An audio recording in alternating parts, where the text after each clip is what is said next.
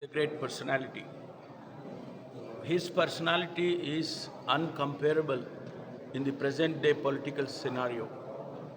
He has left an immense impression in the minds of politicians in general and particularly the youngsters. The way he used to conduct himself as a outstanding politician in terms of listening to everybody before taking any important decisions. Be it Veerappan's issue, Rajkumar's abduction, or be it Kaveri issue, or be it drought. Any challenges which occurred during his time, very patiently he listened to everybody, took their opinions and resolves those problems.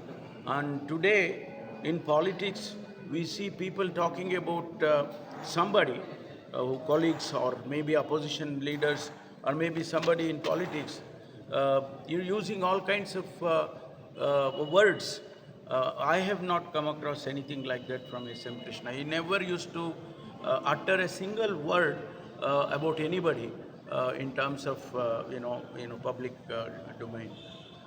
We remember him as a person who brought about IT revolution in the state.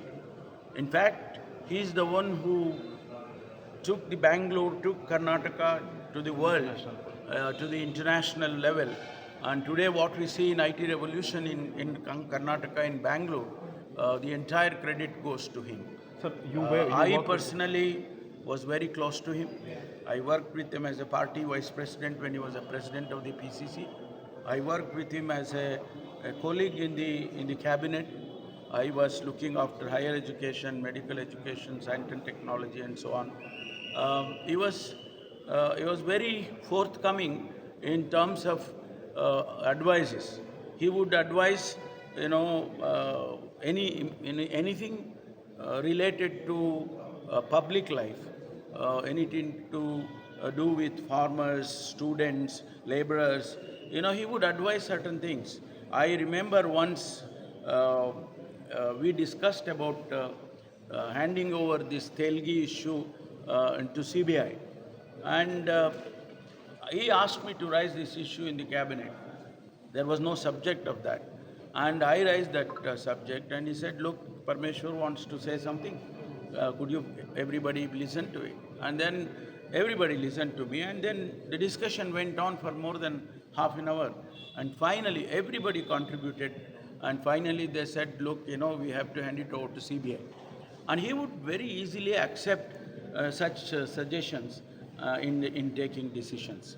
And that is something which is special, I thought, S.M. Krishna. And he's a very great statesman. If you look at him, the very look itself, well-dressed, highly cultured, and kind of a sophisticated person to look at. But then again, he would also come down to any level, to farmers level, to student level, interact with them, and then take whatever decision was necessary.